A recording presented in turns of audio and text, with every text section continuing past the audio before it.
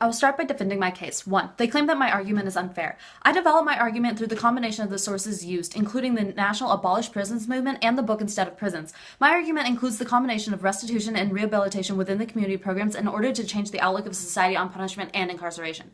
2. They claim that my plan doesn't solve. Not only does my plan solve in the way of finding a punishment and a successful way to reintegrate people into society, but we provide this better than their plan. Their plan has to stay in the status quo where nothing is being done to assist criminals cannot be valued as an option unless we want to continue to allow real people to suffer in crowded, dirty, and dangerous places. This is about more than just abolishing prisons. It's about changing the social mindset of society and proving that incarceration is no longer a valid solution for punishment. 3. They claim that restitution is too narrow of a solution. That's true. That's why I offer rehabilitation as well as restitution as a combined alternative to assist in the abolition of prisons. Also, restitution does not involve the interaction of the victim and their criminal. Restitution can be defined as assigned community service, so even the option of monetary transfer from the criminal can be left untouched to the limit to interaction to nothing.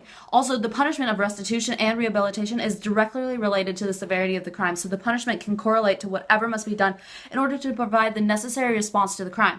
Next, I will be attacking their case.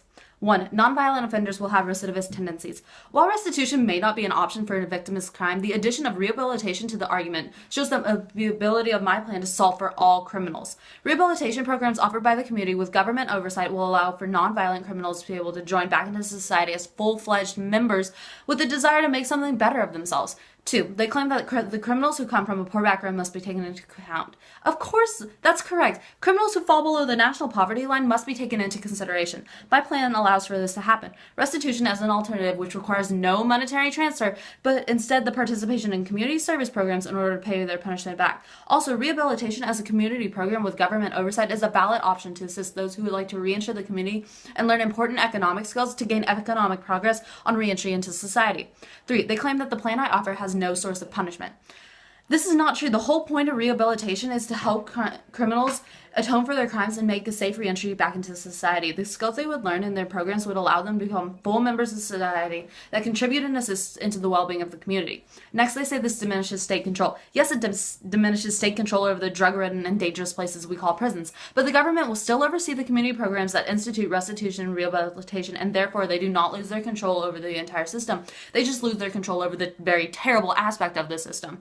Also, the racism and discrimination that are happening within the status quo will be lessened within my plan, and seeing as they offer no alternative in their plan, they just allow the current exploitation to continue rampantly. The role of the ballot. Take into account the fact that the proposition solves to end exploitation and the struggle of criminals to make changes in their lives. The opposition just wants things to stay exactly as they are. The role of the ballot here is to vote for the best plan, and mine solves for the best for all people. For the above reasons, I urge a proposition ballot.